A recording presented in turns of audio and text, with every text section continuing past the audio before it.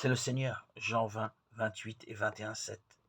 Ce cri lève sur les pas du Christ ressuscité, exprime en raccourci pleinement la foi du chrétien en réponse à la question de savoir qui est cet homme. Cette réponse qui est la première forme de la foi, l'acte essentiel de foi que l'Esprit seul peut inspirer.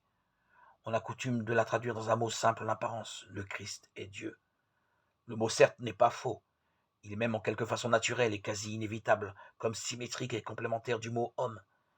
Mais cette manière de dire appelle plusieurs graves observations.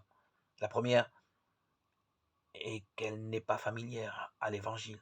On la trouve sur la bouche des Juifs, Jean 10, 36, comme une accusation du blasphème. On peut même à première vue s'étonner de ce silence, et il faut bien s'expliquer là-dessus. La deuxième remarque est que le Christ, dans la mesure où il nous livre son identité, ne le fait jamais sous cette forme abstraite, mais dans le concret d'un nom propre. Il ne dit pas qu'il est Dieu, il appelle Dieu son Père.